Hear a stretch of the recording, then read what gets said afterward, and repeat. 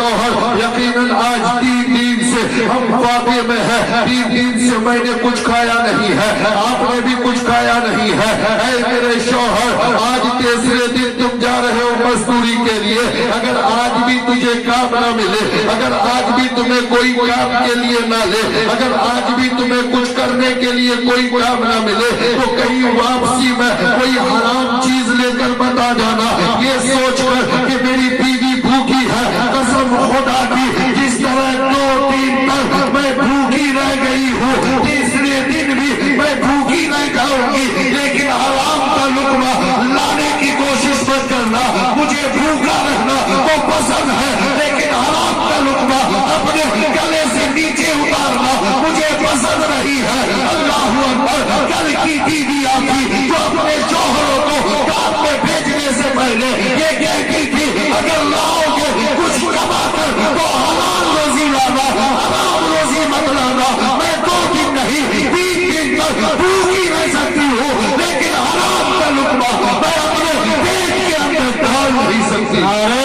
تکبیر، نعرہ تکبیر، نعرہ رسالت، نعرہ رسالت، مسلک اعلیٰ حضرت علماء اہل سنت حضرت بابا روشن چراغ علامہ مفتی فیروز عالم صاحب قبلہ، نعرہ تکبیر۔ کل کی بیوی تھی جو اپنے شوہر سے کہتی ہے کہ میں 2 دن تک تو بھوکی رہ گئی ہوں لیکن تیسرے دن بھی بھوکی رہ جاؤں گی، لیکن خدا کے واسطے تو کوئی حرام روزی کما کر مت لانا، کسی کا مال لوٹ کر مت لانا، کسی کا مال چھین کر مت لانا۔ اللہ اکبر، میرے دوستوں اور بزرگوں، میری قوم کی ماؤں، آج کا حال کیا ہے؟ آج کی مائیں اپنے شوہروں سے، آج کی بیوی اگر اس کے شوہر اس کی فرمائش پوری نہ کرے، اس کی ضد پوری نہ کرے تو گھر میں جھگڑا اور جنگ کا ماحول ہو جاتا ہے، پورا گھر جنگ و جدال کا اکھاڑا بن جاتا ہے، پورا دن شوہر سے جھگڑنے میں گزار دیتی ہے اور اسی جھگڑے کے نتیجے میں جھگڑے کا اثر بچوں پہ پڑتا ہے، وہی بچے بڑے ہو کر وہی جھگڑا کرتے نظر آتے ہیں، معاشرے کی اصلاح ہونے کے بجائے معاشرہ وہی سے برباد ہونا شروع ہو جاتا ہے۔ جب گھر میں بچے اپنے ماں اور باپ کو لڑتے اور جھگڑتے دیکھتے ہیں وہ بچے بھی ماں باپ کے جھگڑوں سے لڑائی اور جھگڑا سیکھتے ہیں اور وہ گھر سے باہر نکل کر اپنے پڑوس کے بچوں اور پڑوس کے لوگوں سے جھگڑا کرتے ہوئے نظر آتے ہیں۔ قسم خدا کی اے میری قوم کی ماں، اگر تم چاہتی ہو کہ تیرا بیٹا جھگڑا نہ ہو، اگر تم چاہتی ہو کہ تیرا بیٹا فسادی نہ ہو، اگر تم چاہتے ہو کہ تیرا بیٹا بڑوں کی عزت کرے، اگر تم چاہتے ہو کہ تیرا بیٹا سماج میں ایک اچھا اور بہتر انسان بن کر زندگی گزارے تو پہلے اپنے آپ کو سدھارنے کی کوشش کرو، پہلے اپنے شوہر کی عزت کرو۔ اگر تم تیرے شوہر کی عزت کرو گی، شوہر کا سمان کرو گی تو تیری اولاد جو تجھے اپنے گھر میں اپنے باپ کی عزت کرتا دیکھے گے تو وہی بیٹا بڑا ہو کر اب تیری بھی عزت کرے گی اور اپنی بیوی کی بھی عزت کرتا ہوا نظر آئے گا۔ واہ واہ واہ، نعرہ تکبیر، نعرہ رسالت، مسلک اعلیٰ حضرت علماء اہل سنت حضرت بابا روشن چراغ، نعرہ تکبیر۔ حضرات محترم، وہ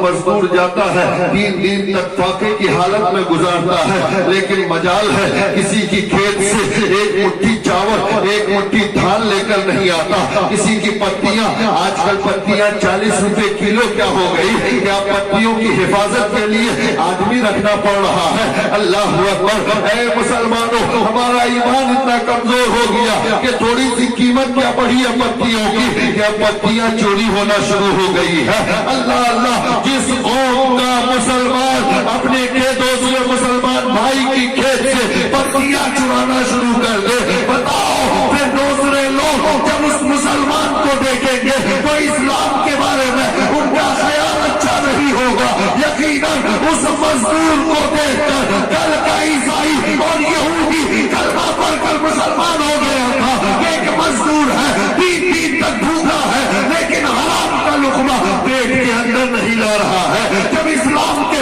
مزدور کا ایمان اتنا مضبوط ہے تو اس مزدور کا اسلام کتنا مضبوط ہوگا۔ واہ واہ واہ واہ واہ، हज़रत मोहतरम वो दौर था कि लोग मजदूरों को देखकर मुसलमान हो रहे थे, लोग शायरों को देखकर मुसलमान हो रहे थे, लोग कलमकारों को देखकर मुसलमान हो रहे थे, लोग ताजिरों को देखकर मुसलमान हो रहे थे, लोग किसानों को देखकर मुसलमान होते थे। अल्लाह अल्लाह, ऐसा दौर था कि लोग किसानों को देखकर मुसलमान होते थे। हदीस पाक में आया है, एक सहाबी रसूल, नबी पाक से एक सहाबी रसूल जिनकी एक खेत थी और वो किसान था, वो अपनी खेत में खेती करता था और इस बार जब वो खेती किया, यानी इतनी खेत थी कि उसमें जो फसल वो बोता था, मिसाल के तौर पर गेहूं बोया, इतना गेहूं हो जाता था कि साल भर तक अब उसको अनाज खरीदने की जरूरत नहीं पड़ती थी, बल्कि साल भर का पूरा खर्चा, पूरा अनाज उसी खेत से हो जाता था। लेकिन एक साल ऐसा आता है कि उसके खेत में आधा इतना अनाज होता है, इतना गेहूं होता है कि साल भर नहीं बल्कि सिर्फ 6 महीने का अनाज होता है। अल्लाह अकबर। मेरे दोस्तों और बुजुर्गों, वो मजदूर और वो गरीब किसान अपनी बीवी से कहता है कि देखो इस बार तो साल भर का अनाज नहीं हुआ, सिर्फ 6 महीने का अनाज खेत में हुआ है, जरा बताओ इस 6 महीने के अनाज से साल भर का गुजर बसर कैसे होगा। उस नेक इंसान की बीवी कहती है, उस किसान की बीवी कहती है कि चलो अपना कज़िया नबी पाक की बारगाह में लेकर चले, अपना मामला हुजूर अकरम सल्लल्लाहु तआला अलैहि वसल्लम की बारगाह में पहुंचाए। अल्लाह अल्लाह, वो सहाबी रसूल, वो किसान, वो गरीब सहाबी, वो गरीब किसान जब नबी की बारगाह में आता है और अर्ज करता है, या रसूल अल्लाह, हर साल मेरे घर में इतना अनाज होता था कि साल भर का खर्चा निकल जाता था, लेकिन इस बार इतना हुआ है कि सिर्फ 6 महीने का खर्चा चल सकता है, बाकी 6 महीने का गुजर बसर कैसे होगा, आप रहनुमाई फरमा दीजिए। अल्लाह अकबर। मेरे आका फरमाते हैं कि इन 6 महीनों के अनाज को 2 हिस्सों में तकसीम करो, घर जाओ और अपने अनाज को, अपने गेहूं को 2 हिस्से में बांटो और एक हिस्सा अपने घर के लिए रखो और एक हिस्सा अनाज का फला चौराहे पे एक फकीर बैठा है, ले जाकर उसे दे दो। अल्लाह अकबर। वो तो गया था बरकत के लिए, वो तो गया था फरियाद के लिए, मामला हल करने के लिए मामला और उलझ जाता है। अभी तक तो 6 महीने का अनाज था, अब तो 3 ही महीने का रह गया है, इसलिए कि 3 महीने का गेहूं, 3 महीने का अनाज अल्लाह के नबी ने किसी गरीब को सदका करने के लिए कहा कि जाओ फला चौराहे पे एक घर है और उस घर में गरीब खानदान है, अपने अनाज का आधा हिस्सा उस गरीब खानदान को दे दो। अल्लाह अकबर। चूंकि उस जमाने का मुसलमान था, उस जमाने का एक मुसलमान था, घर आता है, आने के बाद अपनी बीवी से कहता है कि मैं तो नबी की बारगाह में अपने मामले के हल के लिए गया था, लेकिन वहाँ पर मामला ये हुआ कि मुस्तफा जान रहमत ने हमें 6 महीने के अनाज को मैं से 3 महीने का अपने घर के लिए रखने कहा और 3 महीना का अनाज फला मोहल्ले के गरीब आदमी को, एक मिस्कीन आदमी को देने का हुक्म दिया है। अल्लाह अकबर। बीवी ने कहा, एक वक्त बीवी ने कहा, कोई बात नहीं है, अरे जो खुदा 6 महीने का अनाज दिया था, अल्लाह का नबी 3 महीने के अनाज को सदका करने कहा, अल्लाह चाहेगा तो 3 महीने के अनाज से हमारा गुजर बसर हो जाएगा। जाओ नबी के हुक्म पर अमल करो और 3 महीने का राशन और अनाज उस गरीब को ले जाकर दे दो। अल्लाह अकबर। आज की बीवी होती और कहती, अगर आप अपने पीर साहब के पास जाओ, पीर साहब ने कह दिया कि तुम्हारे पास 1000 रुपया है, 500 रुपया ले जाकर मदरसे में दे दो,